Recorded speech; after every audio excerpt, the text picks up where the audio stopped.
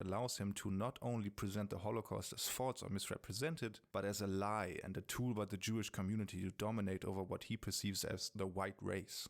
Like there's all these lurid, really graphic, lurid tales that, frankly, what do they sound like? Only Jews can come up with. What do they sound like? What do they sound like? They sound like fucking movie scripts, right? They sound like something from a movie, and who makes movies? Oh, God. Fucking Jews. This allows him to present the white race as a victim and his proposals as a solution. And in that sense, the alt-right is trying to make up ground in the same way that the Nazis did. They present their society as a harmonious, organic nation that is infected by an external intruder, which threatens the survival of the race itself. But you don't have to take my word for it.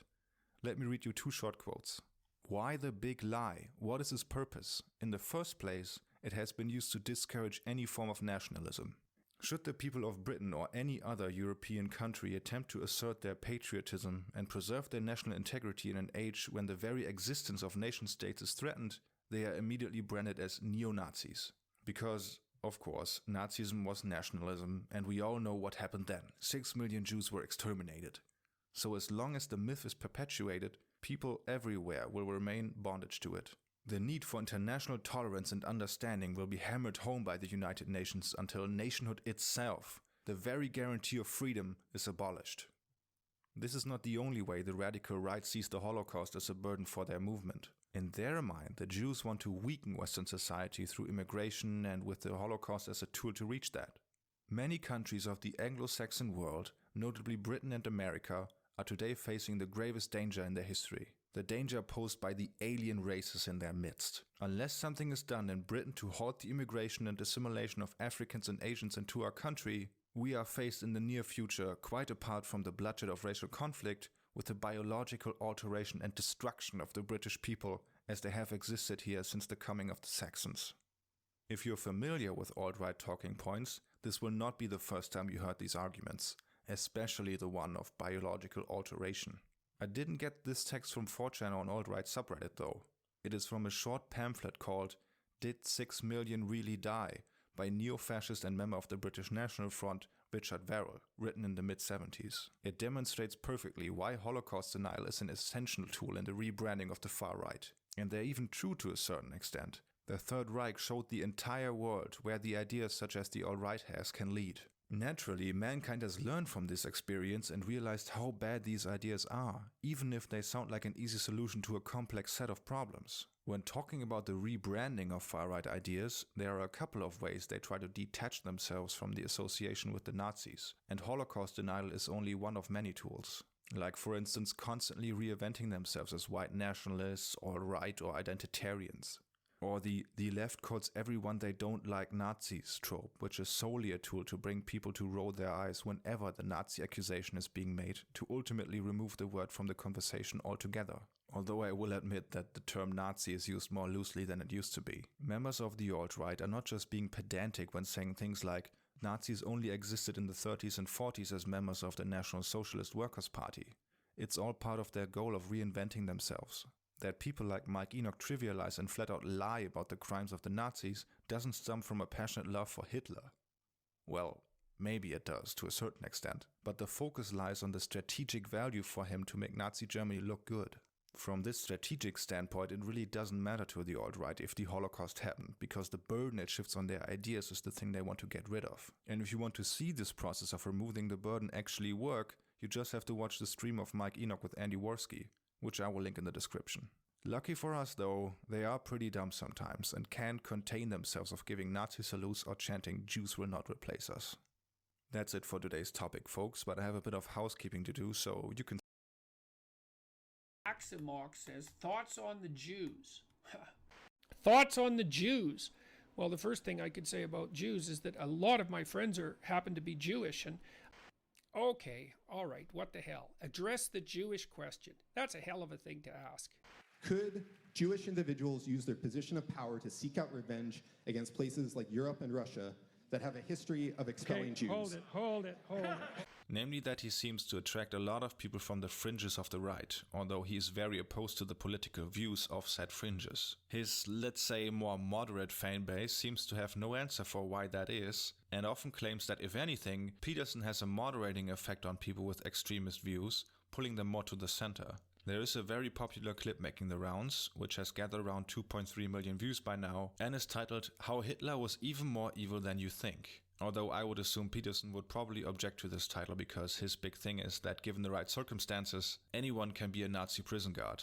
A very revolutionary idea, by the way, that people are shaped by their surroundings. Anyway, the clip is taken from a longer lecture called Maps of Meaning 11, The Flood and the Tower, which I will leave in the description so you can make sure I'm not taking him out of context. In this lecture, he tackles the Nazis' motivation for the Holocaust and gives his own perspective on the matter. It is unfortunate that, as with so many things he says, his own lack of knowledge leads to his points being garbled at best and wrong at worst. Not only is he completely wrong historically speaking and puts into question if his knowledge of Nazi ideology exceeds Hitler's table talk and ordinary men, but the way he frames Hitler's or the Nazis' motivations showcases why the far right finds him so appealing. He doesn't make any excuses or portrays them positively in any way, but what his take and his other work implies fits very well with what the far right thinks. So we'll look at how he is wrong from a historical perspective and why his conclusion is actually dangerous. Let's listen to the clip, shall we? So here's what you should have done if you were a Nazi and you wanted to win the war. You should have enslaved the Jews and the Gypsies and had them work, right? You should have had them work for the benefit of the victory, and then if you wanted to, you liquidate them afterwards. That's the logical thing to do if you want to win. And we assume that Hitler wanted to win. But that's not a very intelligent assumption. Why would you assume that? He wasn't exactly a good guy. So why should we assume that he was aiming at the good that he was promoting, even in his own terms, right? The glorious, everlasting Third Reich. So what do you do with the Jews and the Gypsies? Well, round them up, fine. Enslave them, fine.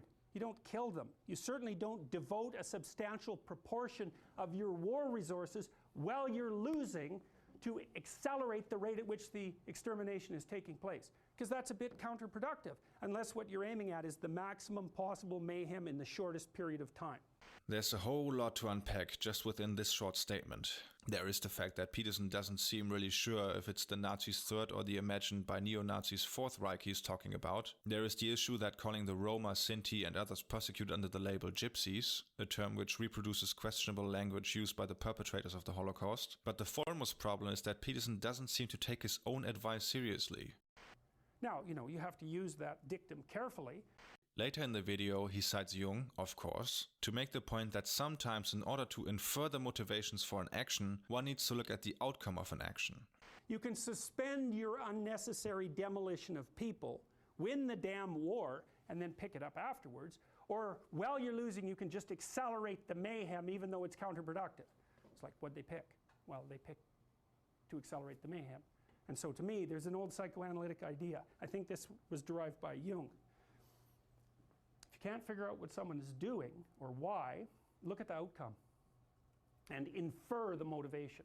That's not really what historians investigating the Nazis and the Third Reich, or any period for that matter, do. Not just because not every action might produce the outcome desired by the historical actor, but also because, and this is something where Peterson should probably have listened to some postmodern theorists if he had read them, presents the massive danger of projecting your own cultural and social assumptions and rationalities back onto historical actors who, due to difference in historically formed discourse, might operate under entirely different assumptions and rationalities.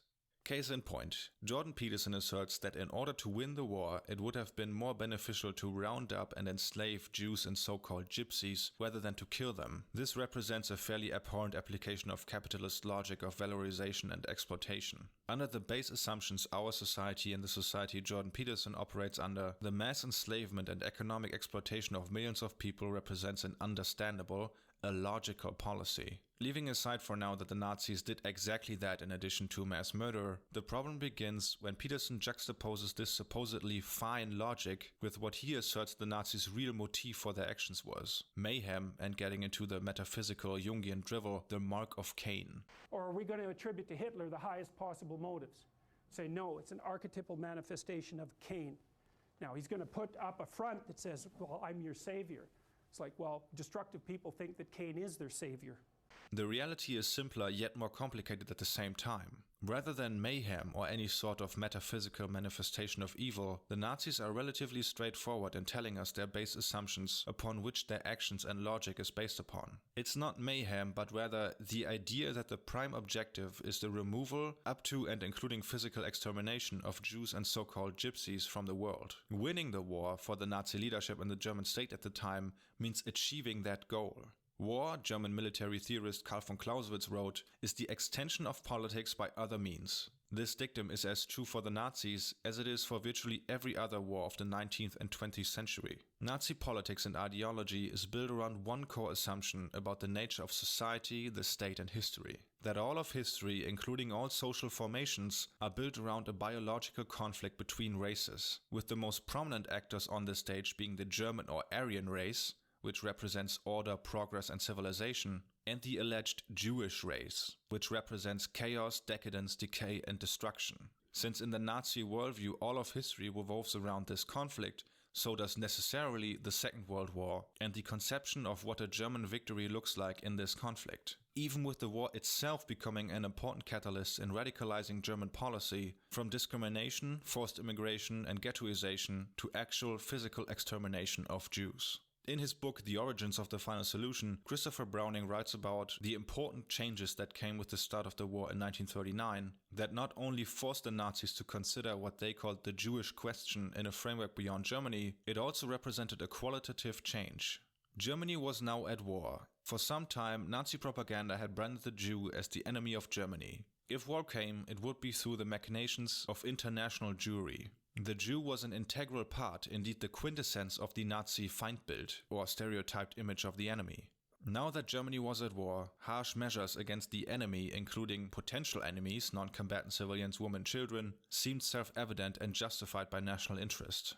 We don't even have to look far to get this information straight from the horse's mouth. In a speech from January 13, 1939, so more than half a year before the invasion of Poland, Hitler stated the following: "Today I will once more be a prophet. If the international Jewish financiers in and outside Europe should succeed in plunging the nations once more into a world war, then the result will not be the Bolshevization of the earth and thus the victory of Jewry, but the annihilation of the Jewish race in Europe."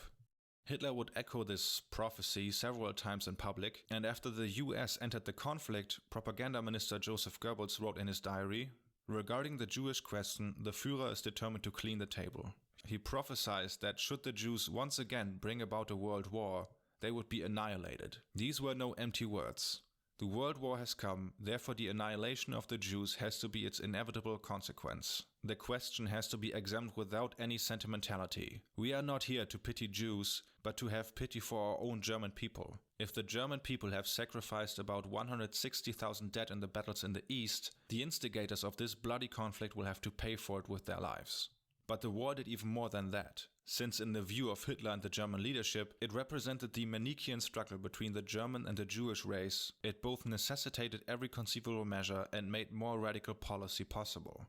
It is no coincidence that the order by which the T4 killing program aimed at murdering handicapped and mentally ill individuals in German hospitals and asylums was backdated by Hitler to September 1st, 1939, the day of the invasion of Poland. The purification of Germany, starting with the centralized murder of these unnütze Esser or not useful eaters, represented a first and necessary step at purifying the German race in a struggle with international Jewry, as represented by France, the United Kingdom and the Soviet Union alike. Which leads to another important point. It is also no coincidence that what we today consider the Holocaust, meaning the systematic state-sponsored genocide of so-called Gypsies and Jews, started with the attack on the Soviet Union in 1941, in the form of the Nazi Einsatzgruppen starting to systematically shoot members of these groups behind the front line. The USSR, in the view of the Nazi leadership, was the physical and material manifestation of the danger of Jewish Bolshevism. Communism, according to Hitler and the German leadership, represented the Jews' most potent weapon in their historic struggle with the Germans. The idea of Judeo-Bolshevism had spread like wildfire from the outset of the Russian Civil War in 1917 and had become an integral part of extreme right-wing in Germany during the German revolutions of 1918 and 1919. As Lorna Weddington writes in her book Hitler's Crusade, Bolshevism, the Jews and the Myth of Conspiracy, It was the juxtaposition of Asiatic Bolshevism with the Oriental Jew that provided the key to National Socialist perceptions of an elaborate Jewish conspiracy, of which Marxism, with its insistence on eminently Jewish values, internationalism, egalitarianism and pacifism, so antithetical to the Völkisch ideal, was a key component. In short, the war against the Soviet Union was inextricably linked to the war against international Jewry. In fact, in the view of the German leadership of the Third Reich, they were one and the same. This is evident in how this war was planned and how the systematic murder of Jews in the Soviet Union was an integral element to its planning from the beginning. It was a war of extermination in which victory meant nothing short of the total physical and political annihilation of the Soviet Union, and especially its Jewish population. In his study of Wehrmacht generals on the Eastern Front, Hitler's Heerführer, historian Johannes Hürter shows how deeply ingrained this idea of the war against the Soviet Union being a war of extermination against international Jewry was among the Wehrmacht leadership as well. For instance, the writings of General Hermann Hoth, who during and after the war constantly emphasized these factors by writing, among other things, that Stalin's Soviet Union was a Bolshevist, Asiatic and Jewified state that spread like an oil spill, and like an oil spill needed to be contained. 1941 was the last possible point in time to stop the flood of Jewish Bolshevism at the borders of Europe.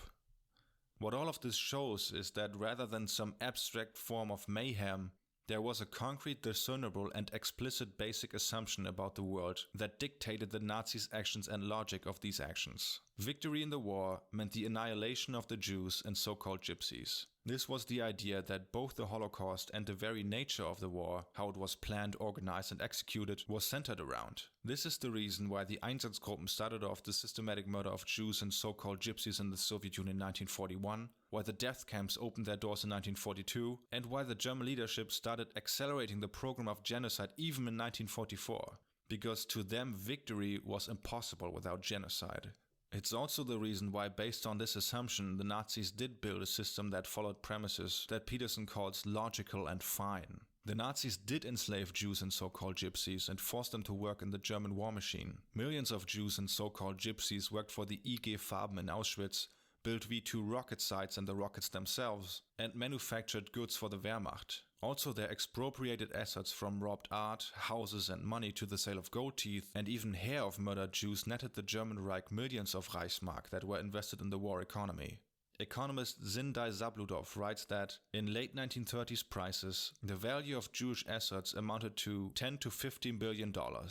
This estimate is based on a 1998 paper by this author. Its methodology draws on the pioneering efforts by Nehemiah Robinson in the 1940s and 1950s and other material. This includes estimates of the Jewish share of wealth for each country in Nazi-occupied Europe, tax records, country estimates published at the time, and the asset declarations that the Nazis forced the Jews to file. In today's prices, today being 2005, the value of these Jewish assets would be some $143 to $215 billion. The Holocaust, which the Nazis very much organized as a for-profit venture, contributed to said capacity. While taking up very little resources and manpower, the camps financed themselves and generated surplus profit, and even the killing campaign was organized in a way that provided what the Nazis perceived as economic benefits. Nowhere is this more evident than when it comes to food policy. Historian Christian Gerlach details this in his book Krieg, Ernährung, Völkermord, when he writes that under the impressions of the German experiences of the First World War, it was an absolute priority of the German leadership to have the German populace fed. They succeeded in this, given that in the terms of calories, the German population was the second best fed one after the US Americans during the entire war. The way this was achieved ties in directly with the Holocaust and the program of economic exploitation. Not only did the Germans go as far as to cause a catastrophic famine in Greece, but one of the very motives why the extermination program sped up in 1942 with the Operation Reinhard death camp starting to operate in Poland was that the Nazis wanted to save food. You don't have to feed dead people, and to kill 1.9 million people you otherwise would have to feed, no matter how bad it allowed the Reich leadership to keep rations comparatively high for the German population. And here's where we get to what I called dangerous conclusions earlier. The reason this is so important, and why Jordan Peterson's musings on Nazism are so objectionable, is rather simple. By understanding that the Nazis' actions followed a rationality derived from their basic assumptions about the world, we are able to grasp the destructive force of racist and anti-Semitic ideology. of a conspiratorial worldview that is centered around the charge of a group wishing to destroy our values, our way of life. By simply ascribing the Nazis' actions to a wish to cause mayhem, to the mark of Cain, their actions are exterritorialized from history, excluded from the process of understanding them. If, as Peterson later posits in the video, the cruelties committed by the Nazi perpetrators are the result of evil or psychopathology, they are excluded from any attempt to understand them as a manifestation of an ideology. We can never fully grasp psychopaths, and by pathologizing the perpetrators of the Nazi genocide, we reassure ourselves that we can never become them.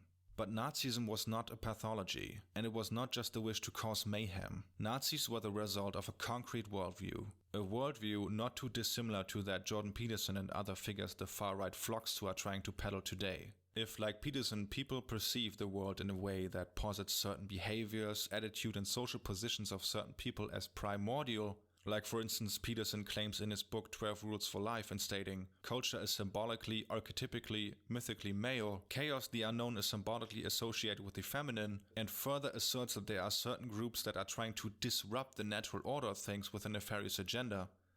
And the second thing it's an assault on is everything that's been established since the Enlightenment. Rationality, empiricism, science, everything. Clarity of mind, dialogue, the idea of the individual, all of that is not only, you see, it's not only that it's up for grabs. That's not the thing. It's to be destroyed. That's the goal. Even going as far as to claim this supposed group isn't even interested in talking to you. You see, and this is no aberration that these people don't engage in dialogue. It's no aberration. It's built right into the philosophical system. They regard the idea that if you're in one power group and I'm in another, the idea that we can step out of that group, engage in a dialogue, have our worlds meet, and produce some sort of understanding of each other. Yeah, some sort of negotiated understanding. No, that's part of your oppressive patriarchal game, that idea. That whole idea is part of your game. So if I even engage in the dialogue, I'm playing your game, you win. Then conditions brought about by social change, political unrest or even war can quickly lead to a political program that, like the Nazis, asserts that the only solution to this problem is for these groups not to live in this world anymore and to use coercion to assert the natural state of things. That's it for today, folks, and just to make it clear here, really meant to debunk the individual claims, but to expose how they want to manipulate you with misinformation and lies. The claim I'm using to show this is that the extermination camp Auschwitz had a swimming pool. Here is Mike Enoch, a prominent alt-righter, talking about this. Right? Auschwitz. If you think of Auschwitz, the thing to keep in mind, though. That was a Auschwitz had a nice orchestra. Yeah, soccer Auschwitz team. They had a pool, they had a gym, they had a symphony orchestra. I mean, there's Mexicans in America that would kill for those living conditions. I mean, come on. So this clip is really good to showcase how Holocaust deniers work. They throw out small details, half-truths or outright lies, and don't provide any historical context to evoke skepticism of historical fact. And it worked pretty good on Andy if you ask me. With pointing out that Auschwitz had a swimming pool or a soccer field or a daycare, which is true by the way, they want to showcase a contradiction in what they see as the official story. Why would a place of extermination have something like a swimming pool or a soccer field?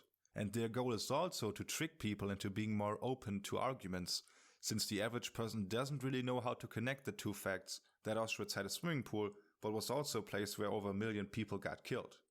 First of all, I will show you how to do that. Let's look at the historical facts. What a lot of people don't seem to know is that when historians talk about Auschwitz, they don't talk about one camp, usually.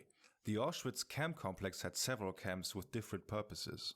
There was Auschwitz I Stammlager, which was a regular concentration camp like Dachau or the Emsland camps, meaning it was a place to imprison political dissidents, criminals or racial opponents and to exploit their labor while killing some of them. Auschwitz II Birkenau was both a place for slave labor and the large-scale killing of people as soon as they arrived there, with only a few people being left alive so they could work themselves to death or to be executed once they had outlived their usefulness.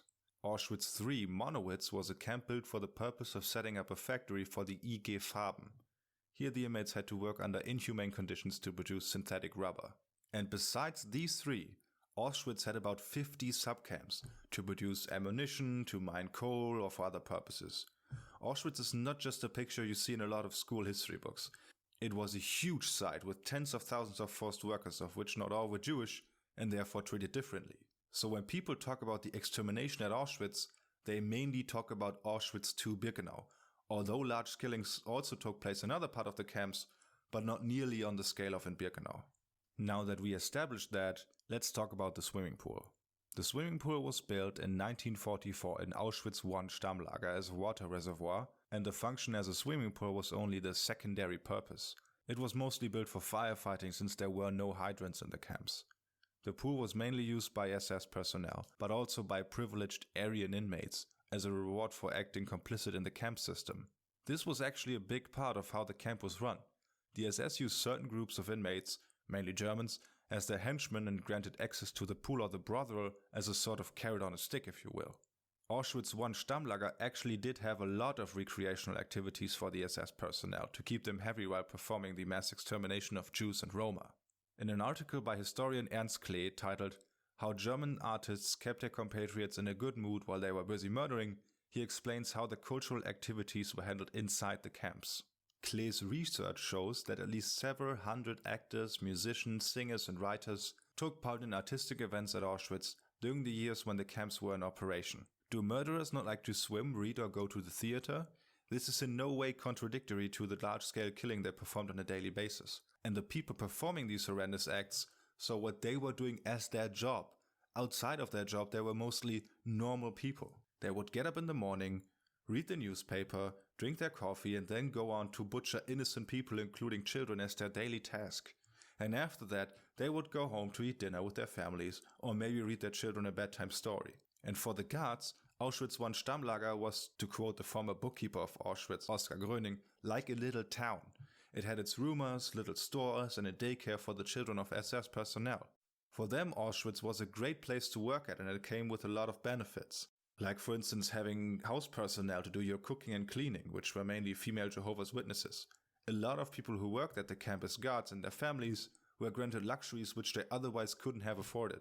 Several diaries and letters from people working at Auschwitz remark how wonderful the job and the life is there, despite the constant smell of burning human flesh from Auschwitz II Birkenau. To truly understand how this and the unprecedented scale of mass extermination go together, it is important to contextualize the information we have to get a truthful understanding of what happened during the Holocaust. Unlike deniers who purposefully leave out context or misconstrue information to serve their nefarious and bigoted agenda. And here the dishonesty of people like Mike Enoch truly show. They mention the orchestra, for instance, but they don't mention that Rudolf Höss, who was part-time head of the camp administration, once had half the orchestra executed because he didn't like the interpretation of his favorite marches. To sum this up, and this is loosely taken from the Irving vs. Lipstadt trial, the presence of the swimming pool in Auschwitz Stammlager does not say anything about the conditions for Jewish inmates in Auschwitz, and does not challenge the existence of an extermination program in Auschwitz II Birkenau. And to make the claim that because anywhere in the entire camp complex something happened that is not part of the extermination process, the whole Holocaust did not happen, is not only ridiculous, but immediately demonstrates the irrational approach to this topic. Even Mike Enoch contradicts himself later in the video. First he mentions the swimming pool to hint at that Auschwitz was actually a rather benign place, but then later he makes the claim that since all the evidence for the mass extermination in the death camps was found by the Soviets, which is actually not true by the way, it is likely to have been tampered with. So in his mind, the Soviets placed all the evidence that lines up with the statements by former guards and inmates, but just left the swimming pool where it was. Yeah. I don't have any illusions about convincing someone who denies the Holocaust ever happened with these videos, since you can't rationally argue someone out of an irrational belief. If you debunk the swimming pool thing, they ask about the soccer games at Auschwitz. And if you explain how those were actually British POWs from another camp who played for the entertainment of the SS, they will ask about something else. And they rarely, if ever, mention something else in Auschwitz. Although only a fraction of people who were killed in the Holocaust died there. What about the people getting executed or starving in the ghettos? What about the people who died in one of more than 1,000 concentration camps or the ones executed by the Einsatzgruppen? In the words of Winston Churchill, a fanatic is someone who can't change his mind and who won't change the subject. That's it for today's topic, guys, and thanks for watching. If you want to stay around to hear me rambling a bit, feel free to do so. I thought Not gonna convince a Holocaust denier no matter how many of these videos I make. On the other hand, here's Mike Enoch spewing his propaganda with thousands of people watching and Andy Worsky going like, yeah, I never heard about this, let's set up a debate. Which proves how fucking dire the whole situation is. A debate with a full-blown Holocaust denier usually is pretty pointless. It's like arguing with a religious fanatic or someone who believes Elvis is still alive. If I would debate one of these people, I may be able to debunk most of their claims, but if only one claim stands uncontested, the debate ends in favor of the denier position. There really is little, if anything, to gain from engaging these people. But since the internet exists, it's now possible for lies to appear just as legitimate as facts. The way Holocaust deniers think, and with that I mean the extreme right and also Muslim extremists, is not rational. They have to believe what they believe because it's a cornerstone in their warped worldview. This video is meant to test the waters a bit, if you will, to get a bit of your feedback on this and your opinion if these videos are actually worth it. I would also have to consider my channel getting banned in Europe for engaging this topic at all. There's also the question of how to handle the comment section for these kinds of videos. I will keep an eye on the section for now and then act accordingly, but it's probably gonna end up heavily moderated. Well, we'll see, I guess. If you stayed around, I'm curious to hear your thoughts on this, and you can also try to catch me on In April 1945, camera crews with the British and American armies entered the Nazi death camps and filmed the horror they found there. For decades, that film was stored in the archives of the Imperial War Museum in London. The documentary was unfinished, with missing soundtracks, but the directors, including Alfred Hitchcock, had developed a script to go with the pictures.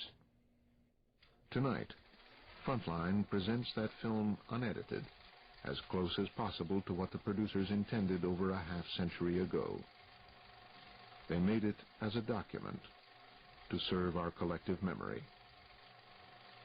11 million people died in Nazi Germany's death camps. 6 million were Jews.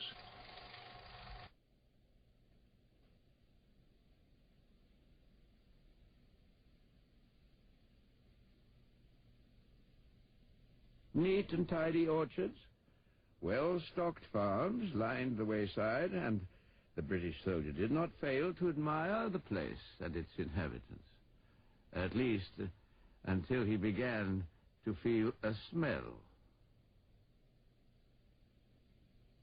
It came from a concentration camp, a waste ringed with barbed wire and overlooked by watchtowers. Coming in from the flowering countryside, in spite of the frightful smell, things didn't seem so bad at first. Children smiled through the barbed wire, and women laughed and waved their hands. But Belsen Camp was vast, and inside was a different story.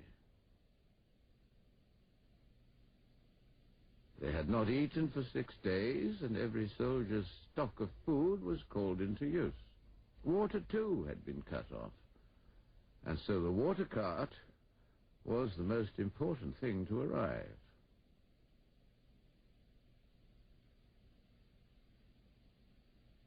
Most of the people seemed to be listless beyond hope and astonishment. Hunger had probably affected them that way. We discovered that among this stench of disease and decay was something a bit worse than hunger. Moving vaguely on rickety skeleton legs, they were too ill to eat. How grateful they were for a kindly word or gesture. What misery to live amongst such unmentionable filth, with scarcely the strength to pick the lice which inevitably swarmed over them. They seemed accustomed to the smell and the horror. They had seen all there was to see. Huts were almost impossible to go near. They were full of tangled masses of people who had died slowly and painfully of starvation and disease, writhing in agony, helpless in puddles of excrement. It was difficult to imagine those orchards now, those rich fields where the stolid cattle cropped the juicy grass. For here, a few minutes away, inside the barbed wire, was nothing but filth and death. Dead prisoners hurled out and stacked in twisted heaps. Dead women like marble statues in the mire. This was what these inmates had to live among and die among.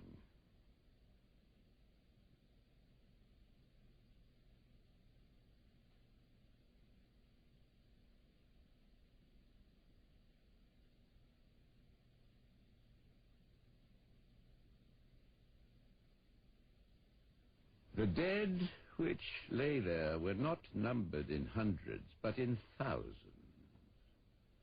Not 1 or 2,000, but 30,000.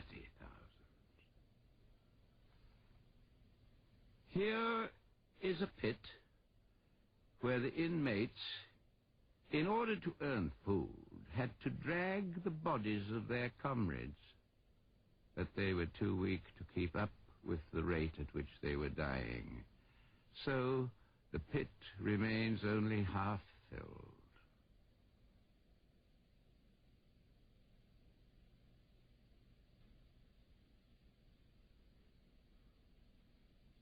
The SS guards in charge of the camp were captured and lined up for examination. Their papers were gone through to confirm their status, their authority, each with his death's head badge, each justified by German law.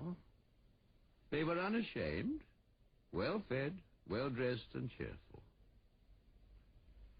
There were women also on guard in Belsen, volunteers who came of their own free will to do their bit. Not sickly pale with hollow faces and hungry eyes, but well-fed and well-kept with a strutting arrogance.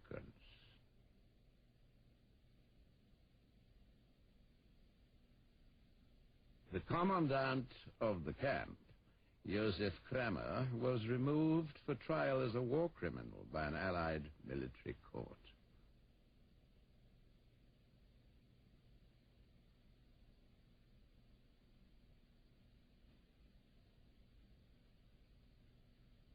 There was an urgent need to get rid of as many bodies as possible, as quickly as possible, so all the SS were set to work.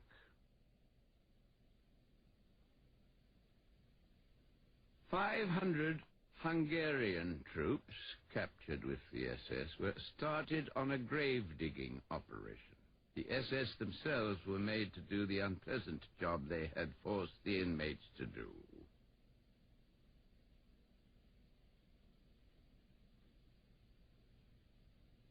This, after all, was nothing to these men. They, the master race, had been taught to be hard. They could kill in cold blood, and it seemed to the British soldier fit and proper that the killers should bury the nameless, hopeless creatures they had starved to death.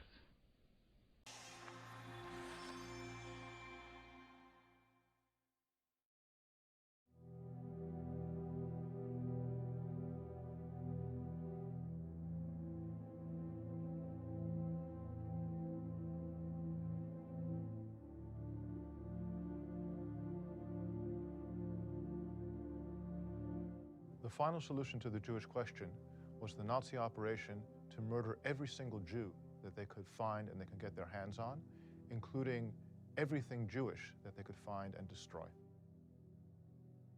Historians to this day are not sure of an exact date when Hitler and the Nazi regime decided to embark on the final solution.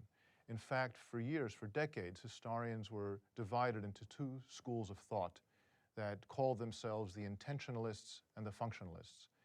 The intentionalists argued that it was always the intention of Hitler and the Nazi regime to murder the Jews, and it was built into the Nazi regime based on Nazi ideology. Whereas the functionalists argued they reached the conclusion that they needed to kill the Jews only at some point deep into World War II.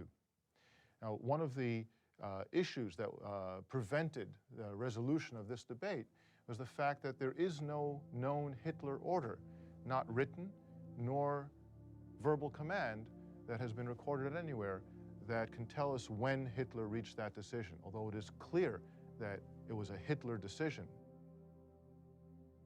Two central documents illustrate the debate. On January 25, 1939, the Foreign Ministry wrote a memorandum, and in that memorandum, it is very clear that the policy was emigration. All the Jews of the Third Reich should leave Germany. 5 days later, in his infamous speech before the Reichstag, the German parliament, Hitler seems to contradict what the Foreign Ministry had just written, where he threatens that if there will be a war, the war that we know he's already planning, then this will bring about not the victory of Jewry, but as he says, the extermination of the Jewish race in Europe. Wenn es dem internationalen Finanzjudentum in und außerhalb Europas gelingen sollte, die Völker noch einmal in einen Weltkrieg zu stürzen, dann wird das Ergebnis nicht die Bolschewisierung der Erde und damit der Sieg des Judentums sein, sondern die Vernichtung der jüdischen Rasse in Europa. And in these two documents, we have an encapsulation of those decades of debate between the intentionalists and the functionalists. Nazi policies towards the Jews in the pre-war period were aimed at the total removal of Jews from German society and ultimately their removal from Germany and the Third Reich entirely. The Nazis embarked on economic measures against the Jews, massive violence against Jews, destroying stores and homes and so on. They embarked on measures that socially separated the Jews from society. They passed laws that took away the Jews' rights and citizenship in society, ultimately aiming to get them all out. And with the outbreak of the war, their policies now addressed all the Jews of Europe. And ultimately, this coalesced into the final solution to the Jewish question.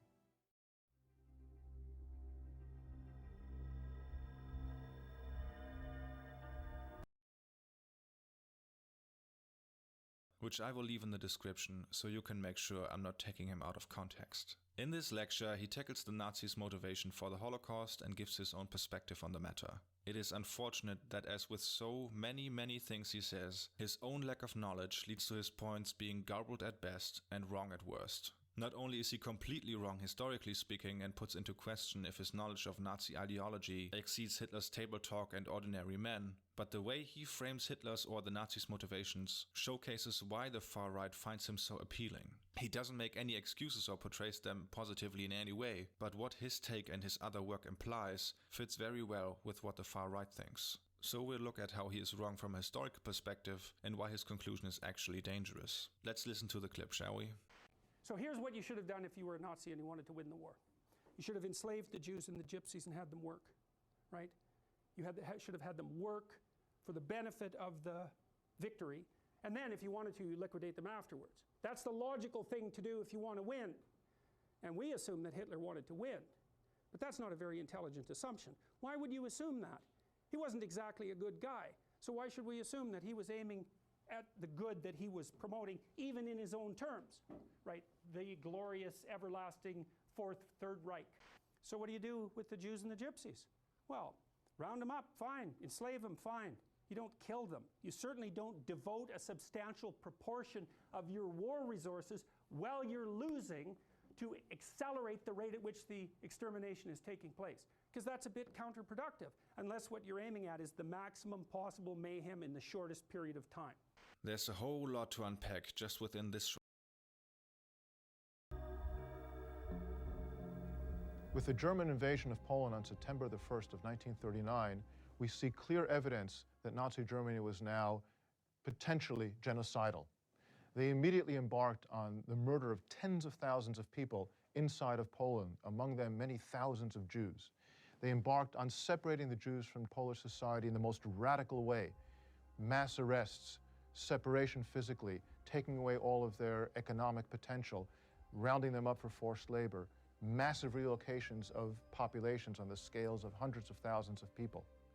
and the Nazis began to concentrate Jews in many places into ghettos as stepping stones towards another policy. And they were looking for some sort of territorial solution to the Jewish question. Where could they send these millions of Jews now under their rule? They considered a reservation in the area of Lublin. They considered sending all the Jews to the island of Madagascar. Madagascar, where at that time 25,000 people were living, and that was the infrastructure, and they were going to send millions. The consequences were clear.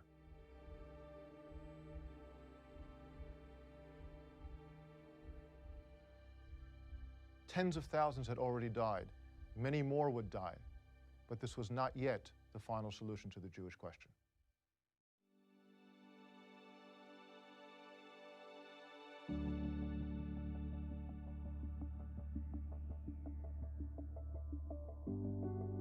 The systematic murder of the Jews began with the German invasion of the Soviet Union on June the 22nd of 1941, Operation Barbarossa. Following literally on the heels of the invading German army, 4 special units of the SS and police, mobile task forces called in German Einsatzgruppen, entered the fray, spread out from north to south, and began systematically shooting Jews into mass graves. By the end of the summer, tens of thousands of Jews had been shot. Thus, by the fall of 1941, we have many tens of thousands of men, German, Austrian, and local, who were involved in the killing of the Jews of the Soviet Union.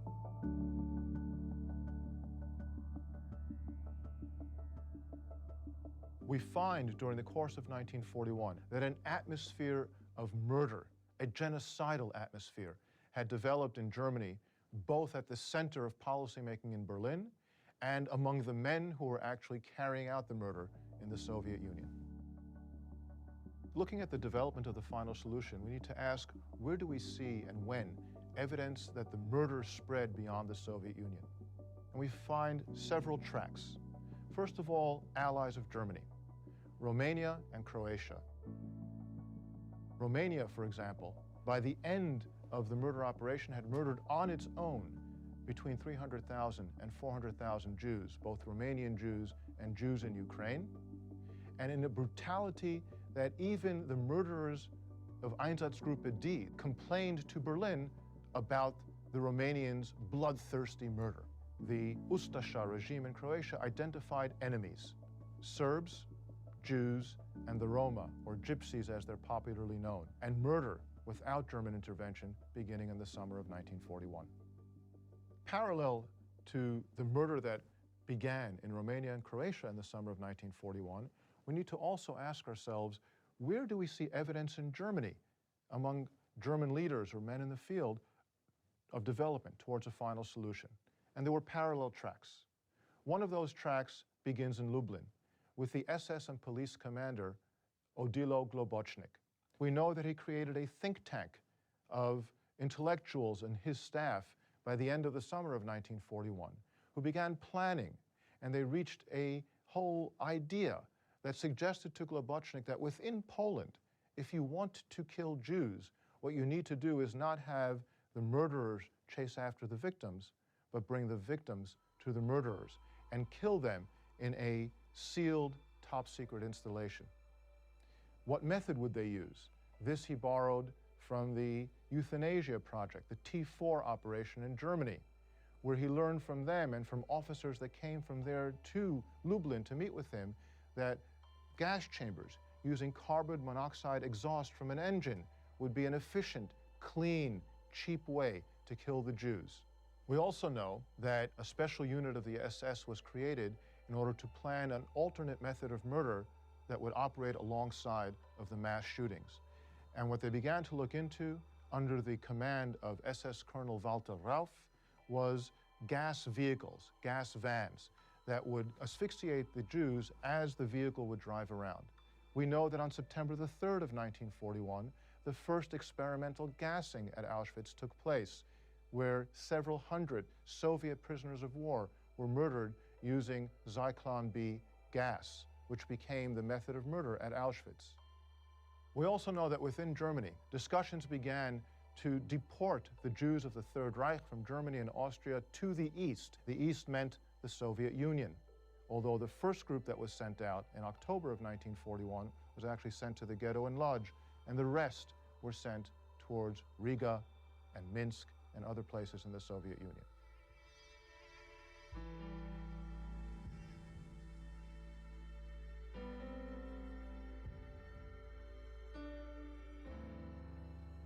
In Berlin in July 1941, SS General Reinhard Heydrich, Himmler's most important deputy in dealing with Jewish policy, approached Hermann Goering, who was at that time the second most powerful man in Germany, and asked him for authorization to follow through with all the ideas they had in Germany regarding the Jews.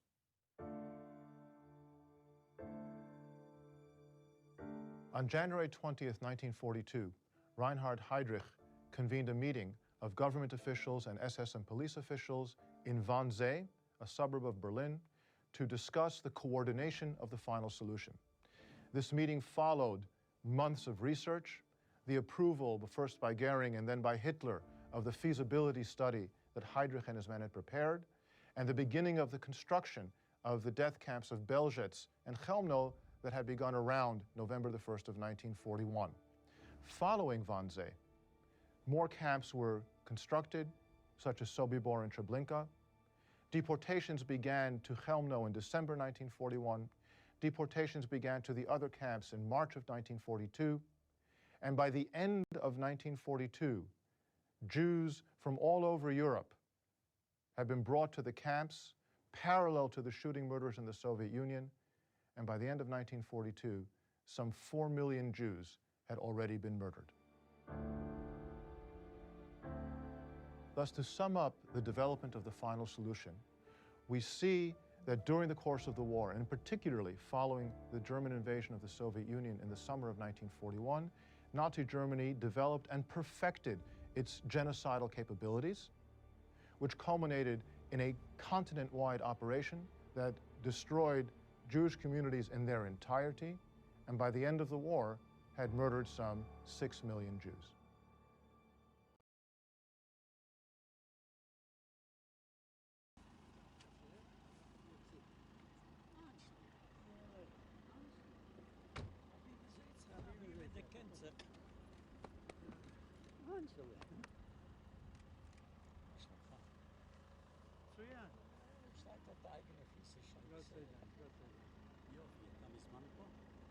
איזה חצי שעה. נפגשים עוד פעם. ניפגש הרבה פעמים. שלושתנו מצלמים אותם.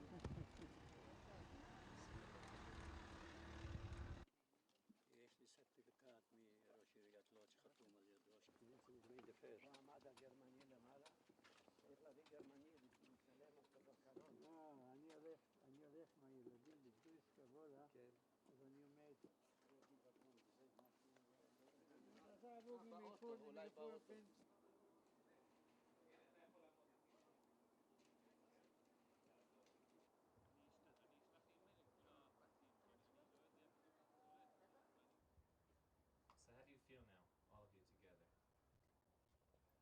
I feel very, very happy. This is my victory. That we can... כן, נו, אחד אחרי שני עמדנו. הוציאו אותנו מהצריפים, אמרו ללכת לעשות מספרים.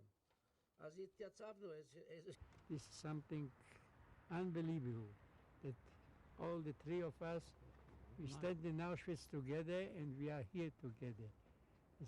I can't understand it.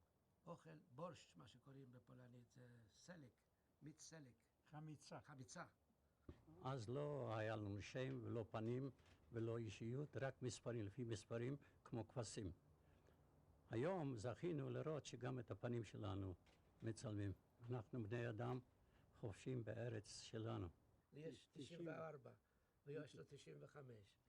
ואחי זה 96 ואני 96. עברתי את כל הדרך, מה שקוראים שני פסים מקבילים, שני קווים מקבילים שאף פעם לא נפגשים.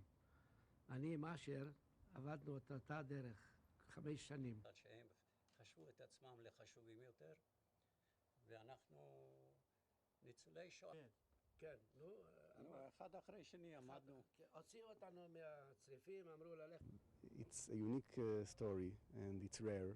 And even for me, who works here for years, it's something that you can't remain with your eyes dry when you see it, because it's fascinating. It's amazing that people like that are finding each other, and it's not every day that we see it. כאלה, אחרת לא היו קיימים בכלל. זה בהחלט מרגש, זה לא משהו דבר.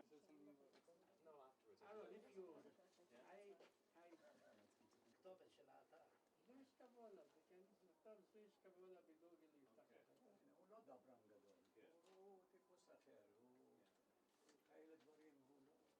ואני אשלח לכם כולם באימייל, ולגבי התמונות והווידאו אז אני אשאל אותם. אפשר יהיה לדעת אם יופיע באיזה... כן. זה לא היה בכוונה. מה זה, הוא כיוון. תודה רבה. חבל שאי אפשר לצלם את הריח של גונסקירכן בטלוויזיה. יש דברים.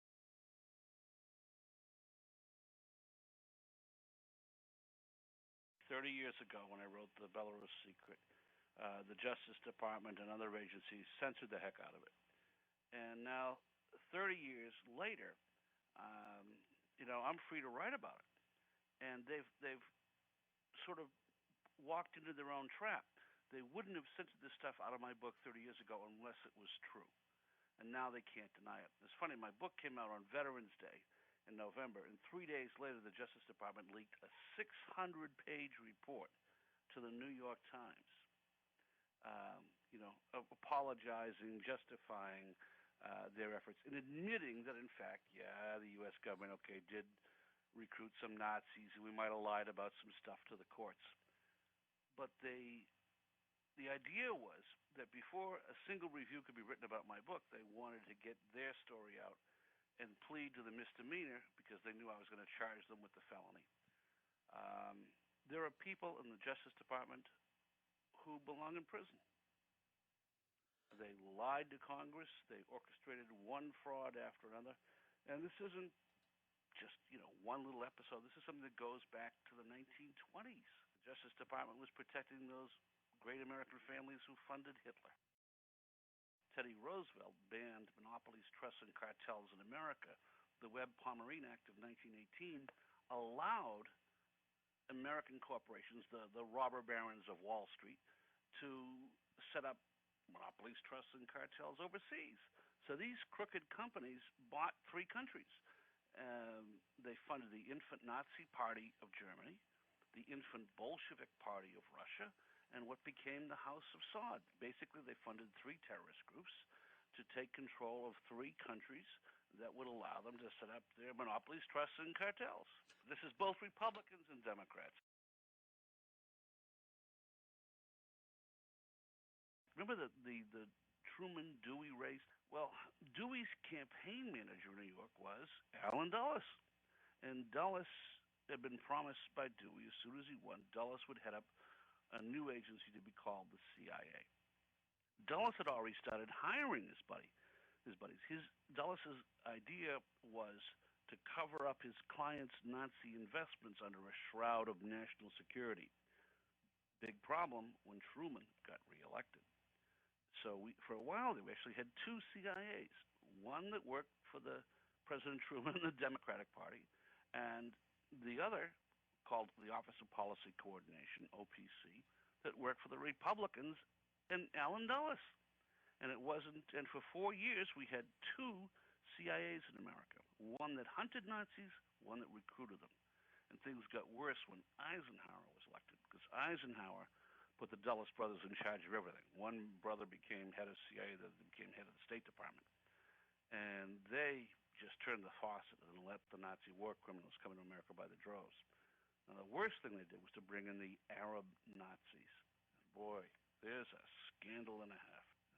My first boss at this new Nazi hunting unit that President Carter set up was a guy who had been one of the bankers prosecutors at Nuremberg. His name was Walter Rockler. He's now passed away. But Walter told me that the Nuremberg trials were fixed, that something had gone on. And so my secret assignment for me was to find out what had happened, who had fixed the Nuremberg trials, and why. And what I found out was this whole history of, the Wall Street robber barons and how they got involved.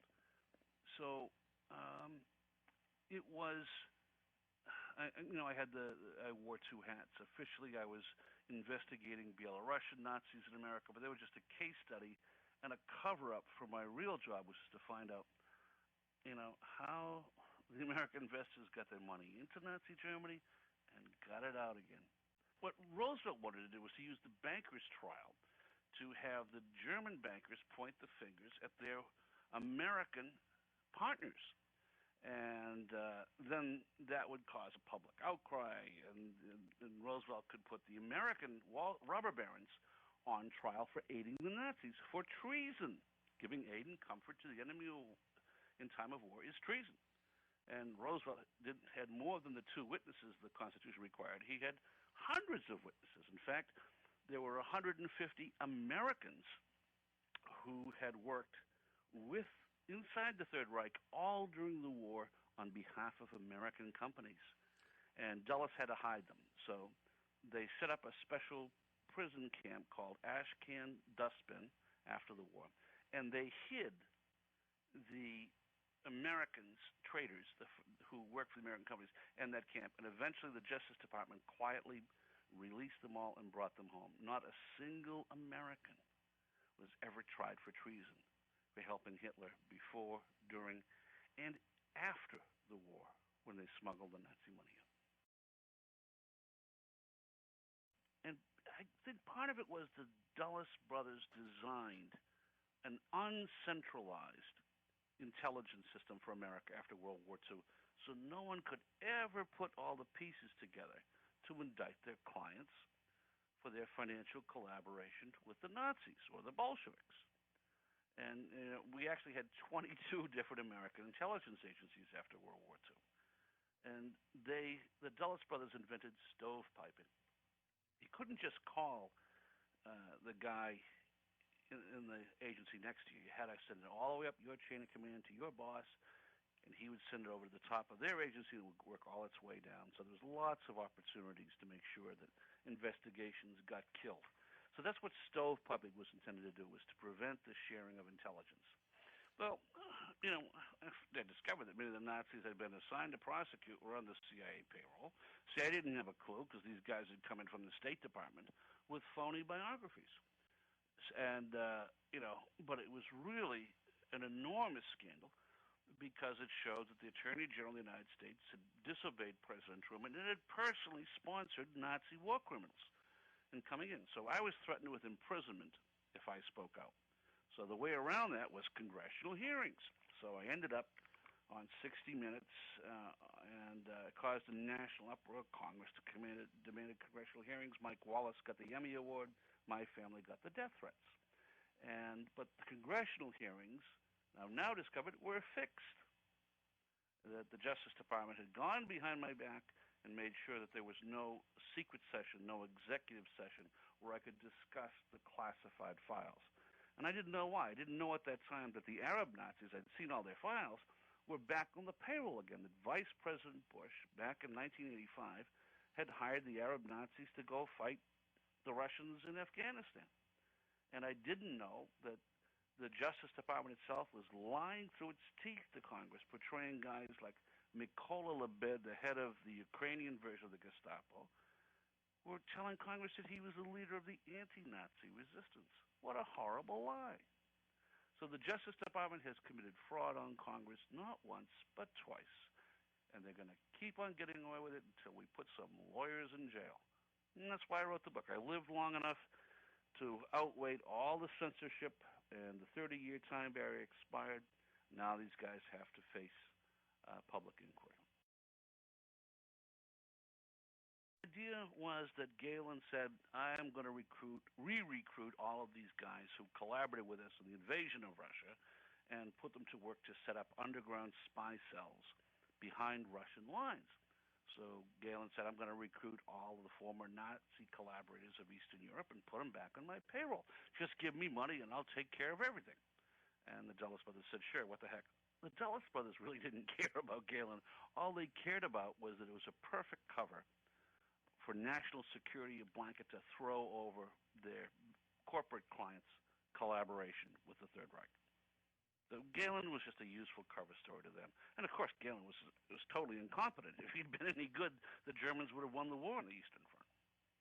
But because of Galen, Nazi war criminals were put on the German intelligence payroll, and then the OPC payroll, and then finally the CIA payroll. But at the end, the CIA didn't even know which of their employees were Nazis. That's one of the things I wrote in my new book, was I revealed a memo I had written to the CIA explaining that a lot of their files had been destroyed by OPC. The CIA just didn't know which of their own employees had been previously employed by the Third Reich. Steve Roman was the wealthiest man in Canada. He was Richard Nixon's partner in the uranium mines up in Canada. And Roman found out that I was working with Canadian Broadcasting Corporation on a documentary about the Pope's visit to Canada. But we were watching the Pope, filming the Pope dedicating a new Slovakian cathedral in Canada, and we were zeroing in all the Nazi war criminals in the audience. It was a real scandal. So Roman, being a Slovakian, wanted the whole thing canceled, and he threatened to tie up CBC with years of litigation and wreck their budget. They're like their equivalent of, NPR. And the cowardly Canadians backed down, and the show never aired. A good friend of mine, Claire Regay, she and I has been working on an independent documentary film for the last 5 years, and it's very powerful. It goes through all the declassified documents now showing how America's finest families funded Hitler. And the film will be released next year, and I think it's going to cause an international scandal, because with it will be a website with all the new documents showing exactly how this stuff happened. Now, just last year, all of a sudden, all of Claire's bank accounts were seized by the IRS. No notice, no trial, nothing. And, luckily she had independent funding to get good lawyers, and that nonsense was stopped. But for a while there, we were afraid that the American documentary was going to go the same way as the Canadian documentary, just get, buried. But I think the truth is going to come out. 1942, rumors moved through Western Europe. Entire villages, cities being emptied of Jews. Massive deportations somewhere to the east. While the Nazis kept the final destination a well-guarded secret, the transports themselves were impossible to hide. They were noted as far away as Washington by Eleanor Roosevelt in her weekly radio broadcast. How utterly without mercy or regard for human life is the German Führer. How otherwise can we explain the reports of sending numberless Jewish people from Berlin and other cities at an hour's notice, packed like cattle, into trains with their destination either Poland or some part of occupied Russia? That the trains were heading to killing centers, fully operating by spring of '42, was still a well-guarded secret. But that summer in Switzerland, the Nazi plans to exterminate all the Jews of Europe were leaked by an anti-Nazi German industrialist. His information was passed to Gerhard Riegner, the representative of a Jewish organization in Geneva. Horrified, Riegner related to the State Department, requesting they alert Rabbi Stephen Wise in New York. But skeptical State Department personnel dismissed the report as a wild rumor inspired by Jewish fears and suppressed the information. 2 weeks later, Wise received the same information through an independent source in London and approached the State Department. He was asked to remain silent until the department verified the reports that millions were slated for death. Months went by without any progress whatsoever until in September of '42, some of the letters we had sent to our parents were returned to us, stamped, returned to sender, moved, left no forwarding address. We feared the worst but of course didn't know the details. By November, the horrifying puzzle was being pieced together by the State Department. From press accounts, refugee workers, the Red Cross, the Polish government in exile, the Vatican. 60,000 Jews deported from the Netherlands.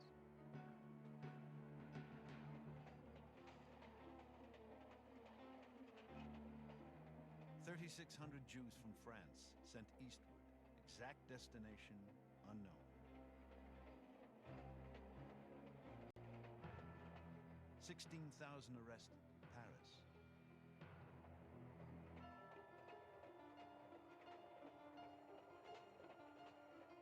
Two trainloads of Jews departed toward their doom without anything further heard from them.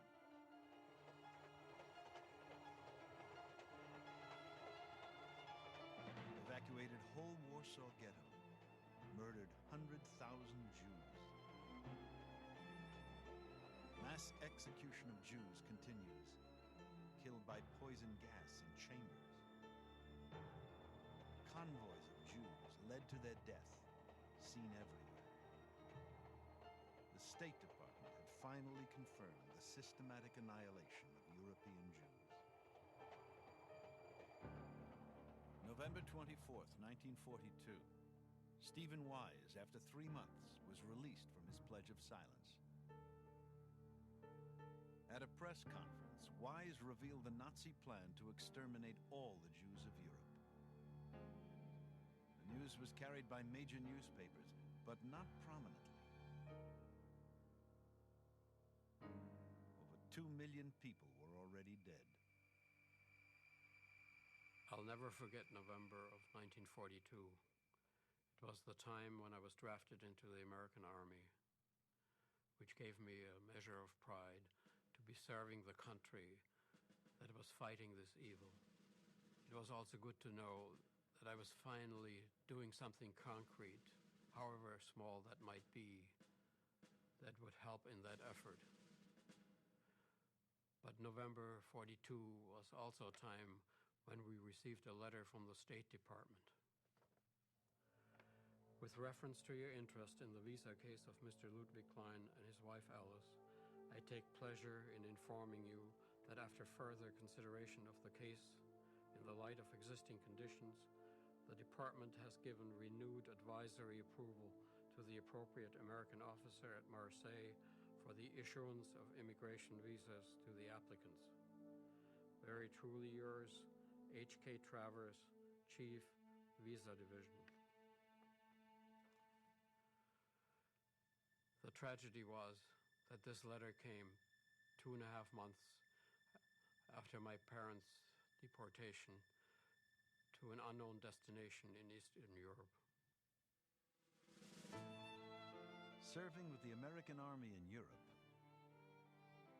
it would be 3 more years before Kurt Klein would discover the fate of his parents.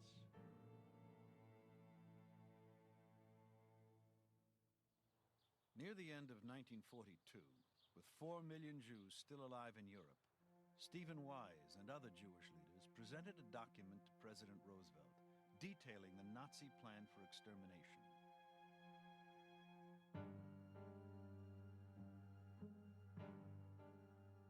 The President acknowledged he was well aware of what was happening to the Jews. But he limited his response to a statement threatening the Nazis with accountability for war crimes. Spotlighting the tragedy for the public remained the burden of American Jews. In Hitler Europe within this year, the number of Jews slain in one or another inhuman way stands between 2 and 3 million. Wise's American Jewish Congress and other major Jewish organizations challenged the government's position that nothing could be done short of winning the war. We may move our country and the United Nations to act now. They called for revised immigration procedures and actions at an international level. In coming weeks, 40 rallies were mounted across the country by WISE and allied organizations.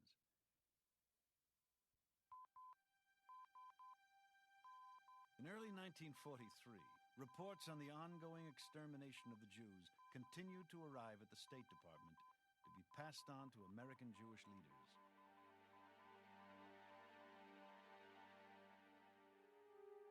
But in February, the department ordered its Swiss legation not to accept any further reports intended for private citizens.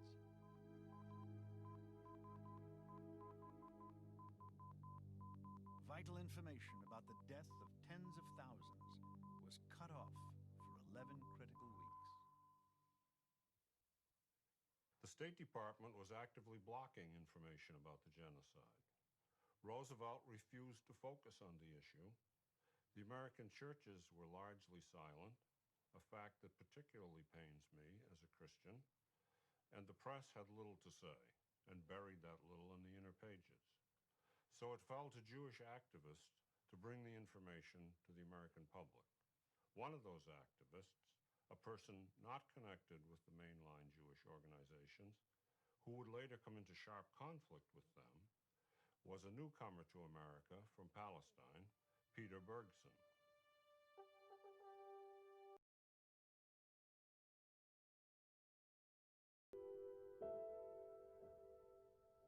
I had my 7th birthday on the ship, so I remember a lot.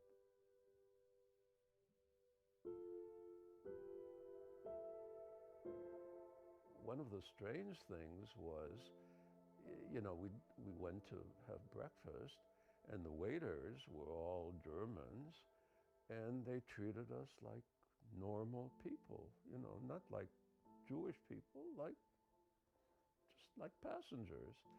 It was, the first day it was sort of shocking, because that's not what we were used to from Germans anymore.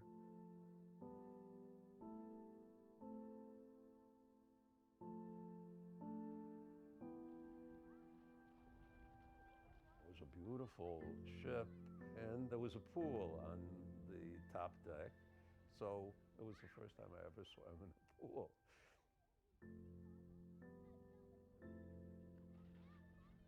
It took 2 weeks to get to Cuba, and they weighed the anchor in the harbor.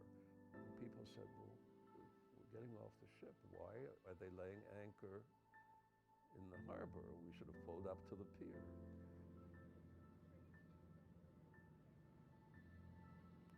The next day we found out that the Cuban government had invalidated our visas. Just said they don't exist. We had paid for them. We had paid for passage on the ship. So everybody was very depressed and scared. You know, we knew if we went back to Germany, we had no home to go back to. We had nothing to go back to. We'd be put in a camp.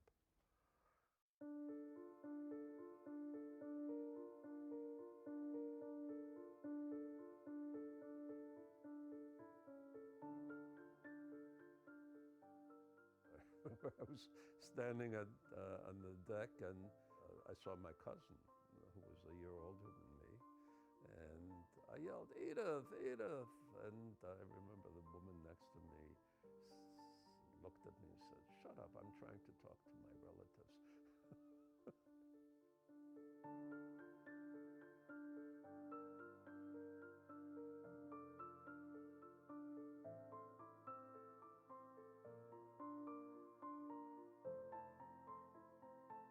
So the captain said, "Look, we're not going back to Germany, don't worry." But you know, everybody's thought, well, where else is he going to take us? 2 days before we were supposed to land in Germany, we got word that 4 countries in Europe had agreed to split the passengers up: England, France, Belgium, and Holland. And we ended up in Belgium.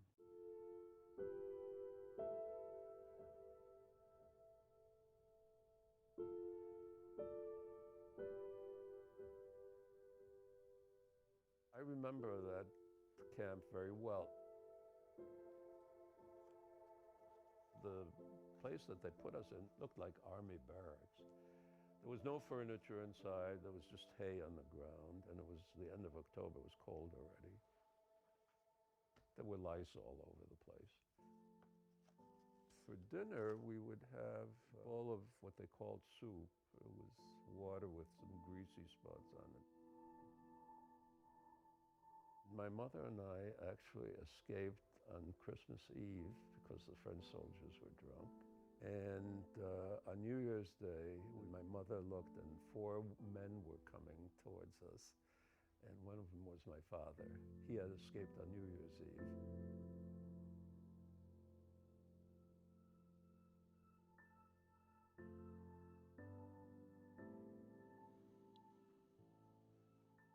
That picture with the little boy, it always makes me think that could have been me.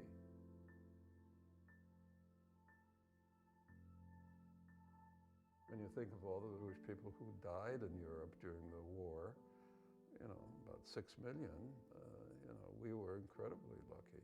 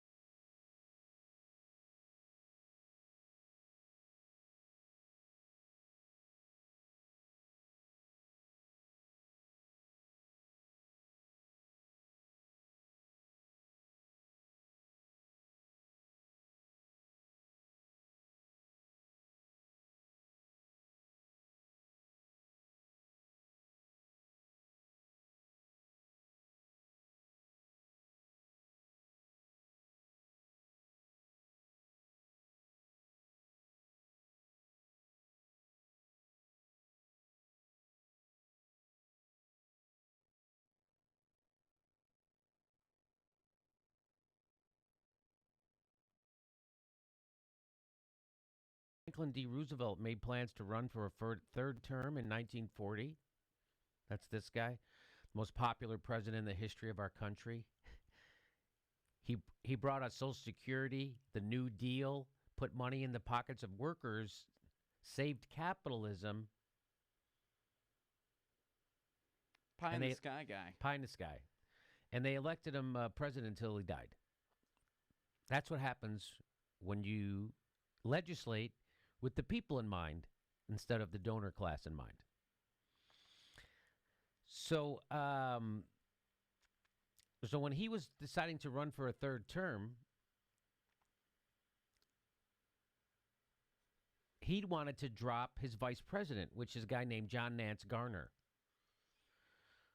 because his vice president was too conservative and was working against him. Well, here's what it says here. It says, both because Garner disapproved of Roosevelt running again, his vice president disapproved of FDR running again, and Garner's opposition to much of the New Deal. So instead, Roosevelt chose Secretary of Agriculture Henry Wallace as his vice president. That's who he wanted. So I guess things were different back then. Like, you had to get voted on by the delegates, right? You couldn't just pick your vice president. They had to, like, okay it. That's what it seems like to me back then, Ski, because look what happened. However, many of Garner's fellow conservative Democrats, including the party's reactionary wing based in the South, despised Henry Wallace for his liberalism and attempted to block his nomination at the convention before Roosevelt's arrival. The book American Dreamer, A Life of Henry A. Wallace, describes what happened next. Do you want to know what happened next? FDR sent a frickin' letter to the convention. This was the letter that he had written. You want to hear it? Mm-hmm. And it could be written today and should be written today, which is why I'm going to read it today on the show, because everybody, the electorate and the elected Democrats, need to hear this. Here it is. Franklin D. Roosevelt letter to the Democratic Convention, July 18th, 1948. Members of the convention. In the century in which we live, the Democratic Party has received the support of the electorate only when the party, with absolute clarity, has been the champion of progressive and liberal policies and principles of government. When we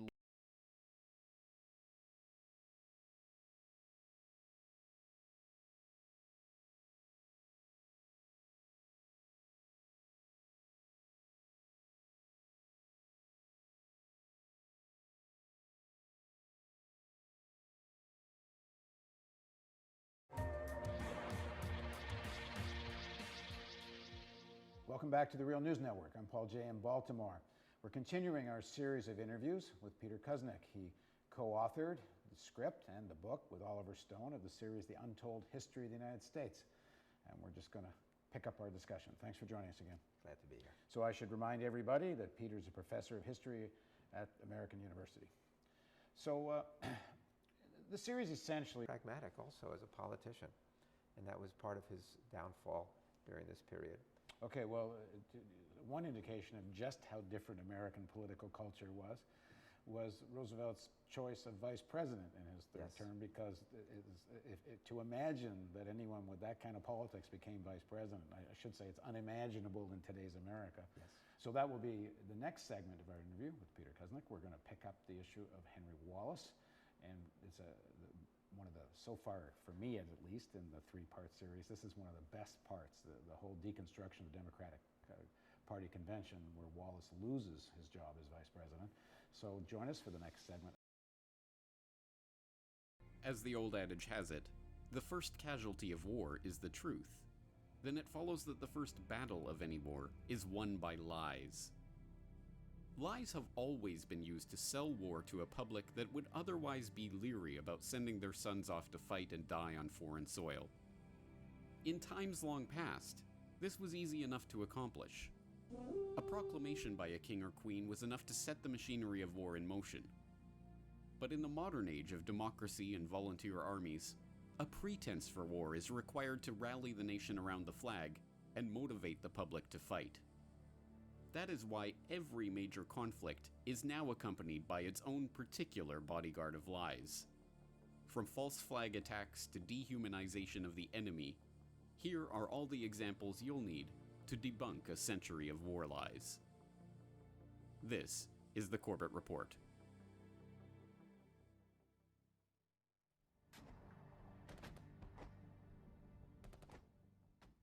In 1915, the RMS Lusitania, a British ocean liner en route from New York to Liverpool, was sunk by a German U-boat 11 miles off the coast of Ireland. The ship's sinking, which resulted in the death of 128 of the 139 Americans aboard, became a symbol of German evil and helped psychologically prepare the U.S. public for their country's eventual entry into World War I. But every facet of the story of the Lusitania, as it has been presented to the public, was a deliberate lie or a lie by omission. The boat was not a purely civilian vessel carrying 3,813 40-pound unrefrigerated containers of cheese and 696 containers of butter, as the official manifest held, but gun cotton, in keeping with the shipment's stated destination, the Royal Navy's weapons testing establishment. It was not sunk by the German torpedo boat, but by secondary explosions from the munitions the ship was illegally carrying. It was not the victim of a cowardly German surprise attack. The German embassy placed a warning notice about the Lusitania in 50 American newspapers right next to Cunard's own listings. And the American ambassador to England at the time, Walter Hines Page, wrote to his son 5 days before the ship was sunk, asking, "If a British liner full of American passengers be blown up, what will Uncle Sam do? That's what's going to happen." So what did the official cover-up of the incident conclude? That the dastardly Germans had waged a perfidious sneak attack on an innocent peace boat, of course. And the rest, as they say, is history.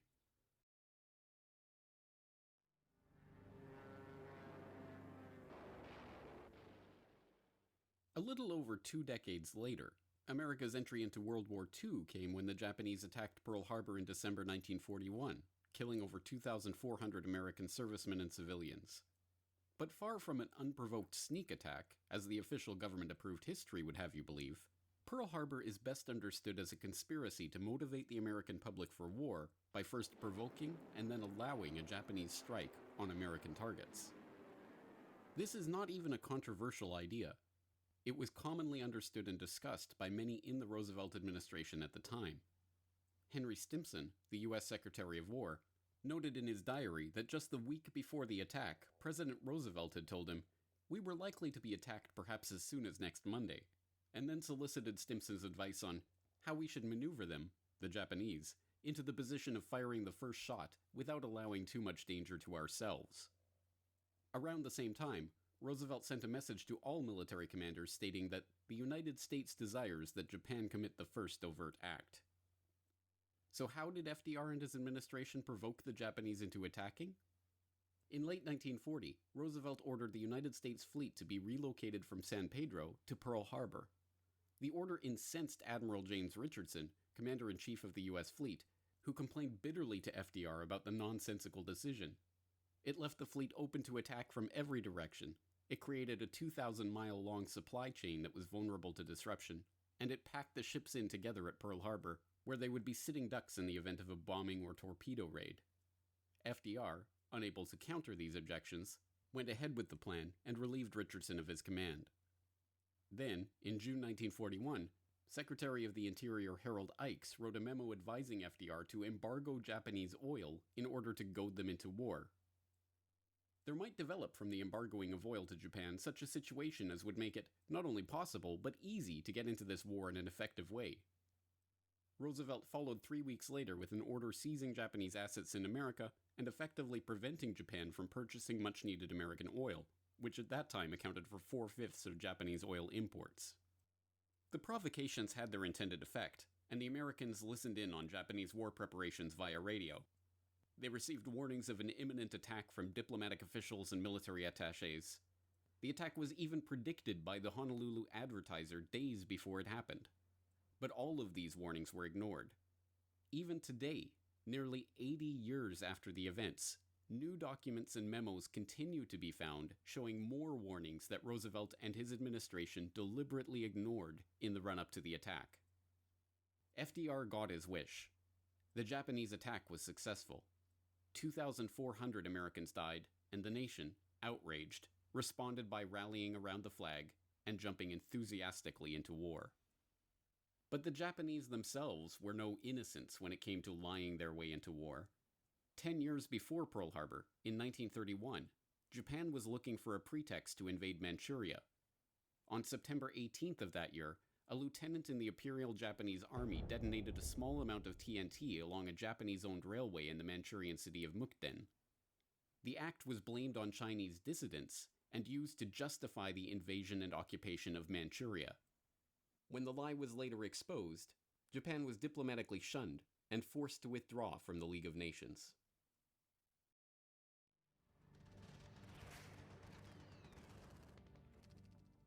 The League of Nations fell apart precisely for its inability to prevent World War II. Its successor organization, the United Nations, engaged in its own war lies shortly after its creation to ensure that it would not meet the same fate. The Korean War, waged under the UN flag and sold to the public as a virtuous mission to save the South from the North's communist aggression, was on its face a war that should never have happened. The division of Korea into North and South was not the organic decision of the Korean people, but a plan that originated in an article in 1944 in Foreign Affairs, the Journal of the Council on Foreign Relations, which suggested dividing the country up and putting its administration in the hands of the Allies, including the Soviets. When the newly founded UN put that plan into action in 1945, Korea was arbitrarily divided along the 38th parallel, with the US administering the South and the Soviet Union administering the North. Neither was the war itself the organic result of decisions taken by the Korean people. In 1949, Owen Lattimore, a member of the Carnegie and Rockefeller-funded Institute for Pacific Relations and an advisor to the State Department on East Asian issues, wrote, "The thing to do is let South Korea fall, but not to let it look as if we pushed it." In a speech at the National Press Club the following year, Secretary of State Dean Acheson placed Korea outside of the US's defense perimeter of the Pacific, stating that any attack that took place outside of that perimeter would have to be dealt with under the Charter of the United Nations. Taking this as a green light, the North Koreans, heavily fortified and equipped with Soviet military aid, invaded the South. The war began on June 27, 1950, when the UN Security Council passed a resolution calling for members to provide military assistance to restore international peace and security in the area. The Soviet Union, being a veto-wielding member of the Council, could have vetoed the resolution and prevented the UN from engaging in the war, but they abstained from the vote altogether.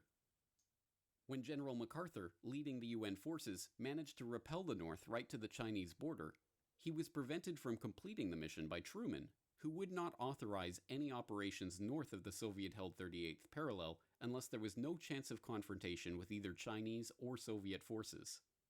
MacArthur, shocked by this development, wrote in a letter years later, "Such a limitation upon the utilization of available military force to repel an enemy attack has no precedent either in our own history or, so far as I know, in the history of the world. To me, it clearly foreshadowed the tragic situation which has since developed and left me with a sense of shock I had never before experienced in a long life crammed with explosive reactions and momentous hazards." In the end, the bloody Korean conflict ended not with a peace deal, but a ceasefire. Not with the reunification of the Korean peninsula, but with the establishment of a demilitarized zone to keep them separated. Nearly 3 million civilians died during the fighting, and the country was torn to pieces, all in the name of a military action under the UN flag that should never have escalated into war in the first place.